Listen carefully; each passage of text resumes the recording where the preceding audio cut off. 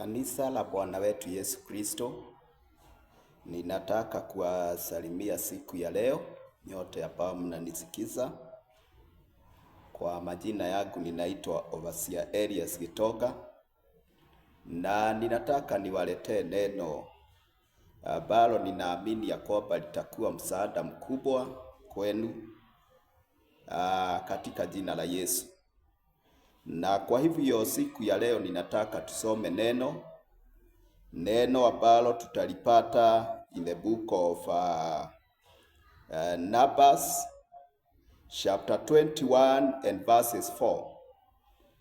Biblia inasema wakasafiri kutoka mlima Hori kwa njia ya bahari ya Shamu ili kuizunguka nchi ya Edomu. Watu wakafa moyo kwa sababu ya ile njia. Siku ya leo ninataka niongee juu ya kukufa moyo kwa sababu ya ile barabara unapitia au unapitishiwa. Maana kuna barabara unaweza kuwa unapitia. Barabara hiyo iwe gumu sana na ikufanye ukufe moyo.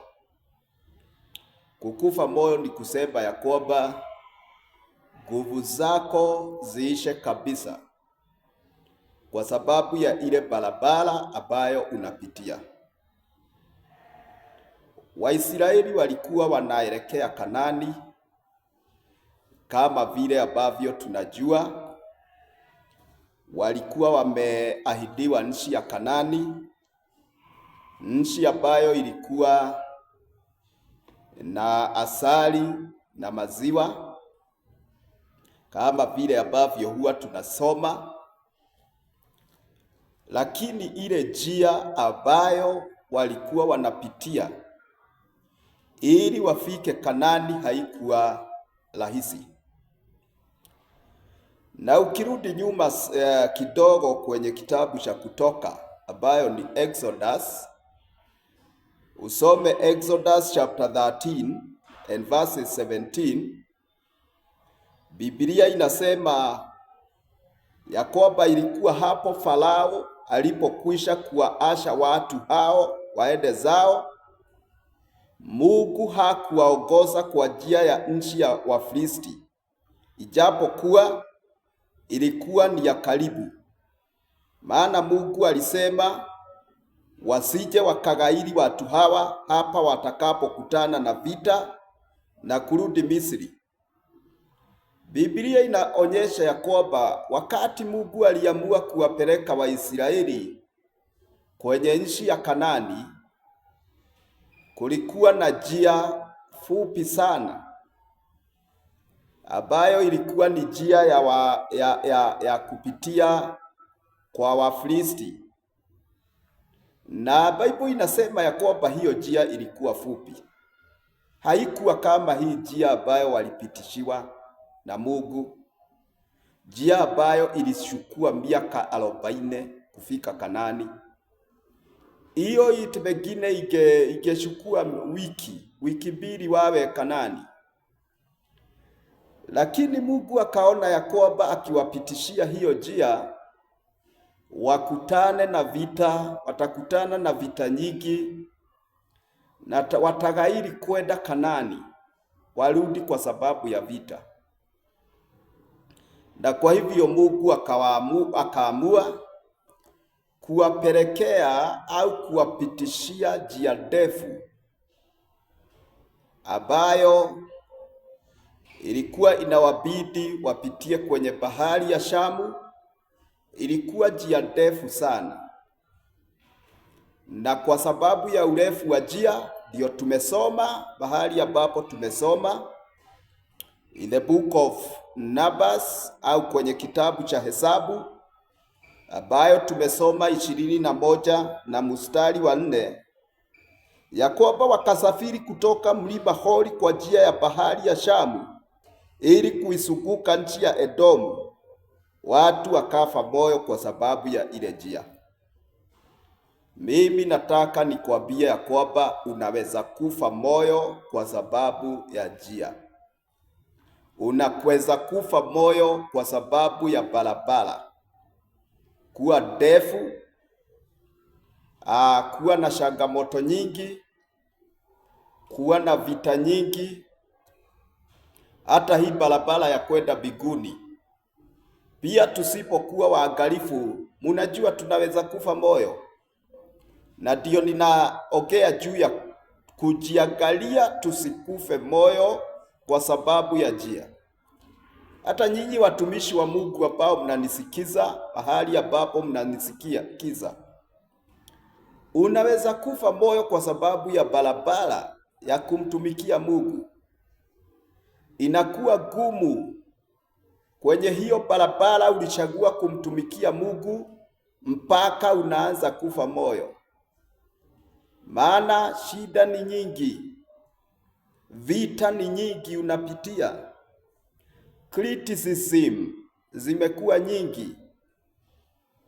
Unakuta ya kwamba mambo ni mengi ambayo unapitia, maadui wamekuwa wengi, na kwa hivyo unaweza kufa moyo kwa sababu ya hiyo njia ya kumtumikia Mungu.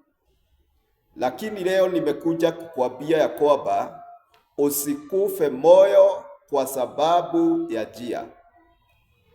Hata njia ya ndoa, barabara ya ndoa inaweza kuwa nzito, na ukufe moyo kwa sababu ya hiyo barabara ambayo ni barabara ya ndoa. Na pengine Mungu alikuwa amekusudia uvumilie kwenye hiyo barabara, akubariki sana na wainue sana na wafungulie milango na njia. Lakini inafika mahali moto unawaka, njia inakuwa nzito, barabara inakuwa nzito, unakufa moyo, unaondokea. Unajua, mtu akikufa moyo kwa sababu ya njia, huwa anaondokea hiyo njia na ili ajaribu kujisaidia, na pengine baraka zake zilikuwa tu kwenye hiyo njia. Musikufe moyo kwa haraka kwa sababu ya njia kuwa nzito. Musikufe moyo kwa haraka kwa sababu ya barabara kuwa nzito. Hata kama ni barabara gani, hata kama ni barabara ya kazi, hata kama ni barabara ya biashara imekuwa nzito, usikufe moyo kwa sababu ya njia kuwa nzito. Wale ambao tumeokoka, tumeamini ya kwamba Kristo ni Bwana, hii njia, kuna wakati mmoja Yesu alisema in the book of Matthew chapter 7 and verses 13, akasema ya kwamba mlango ni mwembamba na njia imesonga iendayo uzimani, nao waionayo ni wachache. Alisema ya kwamba njĩra nĩ njeke, barabara nĩ njeke ĩrĩa ĩthiaga matu-inĩ. Nĩ handũ ũrehatĩrĩria, nĩ handũ ũrahatĩrĩrĩka, nĩ handũ ũrahatĩkwo nĩ maũndũ maingĩ matiganĩte. Na arĩa mageraga njĩra ĩyo, Bible yugaga nĩ anini. Na handũ ũrahatĩkwo no ũrwo nĩ hinya, handũ ũrahatĩkwo no ũkue ngoro. Mahali unafinywa, mahali unasongwa, unaweza kufa moyo kwa sababu ya hiyo njia, uitupie mikono. Lakini mimi nimekuja siku ya leo niwaambie ndugu zangu na dada zangu, tusikufe moyo kwa sababu ya njia. Kwa hivyo mahali ambapo tumesoma, Bible inasema ya kwamba Waisraeli wakakufa moyo kwa sababu ya ile njia, na ilikuwa ndiyo tu njia ambayo Mungu alikuwa amechagua wapitie. Unajua, shida zinaweza tokea, moto unaweza waka, mpaka uanze kujiuliza kama bado uko in the right track, kwenye njia iliyo sawa. kwa sababu ya vile kumekuwa kuzito. Wangeuliza kama tu wako kwenye njia kwa sababu ya vile ilikuwa ndefu na kwa vile ambavyo kulikuwa kuzito. Wakati mwingine wanakosa maji, wakati mwingine wanakosa chakula, wakati mwingine mambo yanakuwa mazito, wakakufa moyo kwa sababu ya hiyo njia. Na Bible inasema ya kwamba walipokufa moyo kwa sababu ya hiyo njia, Biblia inasema ya kwamba mstari wa 5, watu wakamnung'unikia Mungu na Musa. Wakamwambia, mbona mmetupandisha huku kutoka nchi ya Misri ili tufe jangwani? Maana hapana chakula wala hapana maji, na roho zetu zinakinai chakula hiki dhaifu. Biblia inasema nini? Inasema ya kwamba walipokufa moyo wakaanza kunung'unika. Wakamnung'unikia Musa na pia wakamnung'unikia Mungu. Complaints. Watu wakikufa moyo kwa sababu ya njia kuwa nzito, huwa wanaanza manung'uniko kama vile ambavyo nilisema siku ingine. Manung'uniko ndio huwa inaonyesha mtu ameanza kukufa moyo kwa sababu ya njia. Wakaanza kunung'unika na wakamnung'unikia Musa na Mungu. Wakamwambia Musa, mbona mlitutoa Misri mkatuleta huku hakuna chakula, huku hakuna maji, na roho zetu zimekinai hiki chakula dhaifu. Wakati huo walikuwa wanakula mana kutoka mbinguni, lakini wakasema ya kwamba wamekinai hizo chakula dhaifu. Na hiyo maneno yote walikuwa wanaongea kwa sababu ya kukufa moyo. Mtu ambaye amekufa moyo ni mtu ambaye amekasirika, na huwa anaongea akiwa amekasirika, maana amekufa moyo. Na kwa sababu hakuna mtu hawezi kukufa moyo, hata Bible inaonyesha in the book of 1 Samuel chapter 30 and verses 5 ya kwamba kuna mambo Waisraeli walipitia wakakufa moyo kwa sababu ya kushambuliwa na Waamaleki, na vitu vyao vyote vikabebwa na wakakufa moyo. Lakini in the book of 1 Samuel chapter 30 and verses 6, the Bible says, but David encouraged himself in the Lord. Hata wewe ndugu yangu na dada yangu, ninataka nikwambie kwamba kukufa moyo ni kawaida kwa sababu ya njia kuwa nzito, na kwa sababu ya mambo wakati mwingine kuwa mazito, na kwa sababu ya barabara ambayo unapitia kuwa nzito. Lakini siku ya leo ninataka nikwambie, encourage yourself in the Lord. Usifike pointi ya kukasirika sana kama vile Waisraeli walikasirika. Usifike pointi ya kunung'unika sana uharibu mambo zaidi. You just encourage yourself in the Lord. Gutigotora gwikuritu, gutigotora gwikuru, gutigotora kwena nduma. Bible yugaga thĩinĩ wa Psalms chapter 30 and verses 5 atĩ kĩeha kwa mũndũ mũthingu nĩ gĩa kũrarĩrĩra ngemi karoka. Ona arĩa ũrona me kũndũ kwega ta makinyire, ndĩrenda kũmwĩra njĩra-inĩ kwanarituha njĩra-inĩ, na magĩkinya handũ magĩkirĩrĩria kwarituha, na kwarituha makirĩrĩria Ngai akĩmakinyia handũ gũgĩthiĩ kũhũthĩte. Barabara ciothe nĩ irituhaga, barabara ciothe andũ nĩ makinyaga handũ makarituhĩrwo, na gũtirĩ mũndũ ũtakinyaga handũ akarituhĩrwo njĩra-inĩ. You just encourage yourself in the Lord. Usikufe moyo. Encourage yourself in the Lord. Walipokufa moyo wakanungunika. Andu megukua ngoro gutire makinya matangioya. Angi mathukagia micii yao hindi iria makua ngoro. Angi mateaga irathimo ciao hindi iria makua ngoro. Angi mateaga maundu manene na magathukia maundu maingi manene hindi iria makua ngoro na hindi iria morwo ni hinya. Kurwo ni hinya na gukua ngoro gutumaga maundu maingi muno mathuke.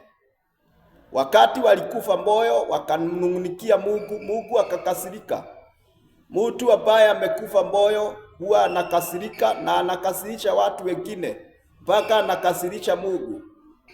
Na Mungu alipokasirika, Bible inasema ya kwamba akatuma tunyoka. Na hiyo tunyoka tukaanza kuwauma wana wa Israeli, na mtu akiumwa alikuwa anaanguka anakufa. Tena Musa akaenda kwa Mungu tena kumulilia Mungu. Na alipomlilia Mungu, Mungu akamwambia Musa, tengeneza nyoka wa shaba. Uwaambie Waisraeli, mtu akiumwa na hiyo nyoka aitazame ile nyoka ya shaba na ataishi. Na wale walimtazama huyo nyoka wa shaba wakaishi. Na Bible inasema ya kwamba kama vile ambavyo huyo nyoka wa shaba aliinuliwa, in the book of John chapter 3 and verse 17, ya kwamba Yesu Kristo hana budi kuinuliwa, ili yeyote atakaye muamini asipotee, bali awe na uzima wa milele. Kwa hivyo muangalie Yesu, usikufe moyo. Mtumainie Mungu, usikufe moyo. Encourage yourself in the Lord. Kwa hivyo Bwana wabariki sana. Siku ya leo nimewaambia ya kwamba mtu anaweza kufa moyo kwa sababu ya njia kuwa nzito, njia kuwa baya, lakini usikufe moyo kwa sababu ya njia. Encourage yourself in the Lord. Jitie moyo katika Bwana. Maundu mega menjira, wikire hinya thiine wa Mwathani. Maundu mega menjira thiine wa mucii ucio. Maundu mega menjira huduma-ini yaku. Maundu mega menjira hau urirwo ni hinya. Wikire hinya ndukorwo ni hinya. Ni nie waku Overseer Elias Gitonga wa kanitha wa CFF itura riri ritagwo itura ria wiyumiririe. Ngai akurathime muno na Ngai aguikarie na Ngai akumenyerere. God bless you. God bless you.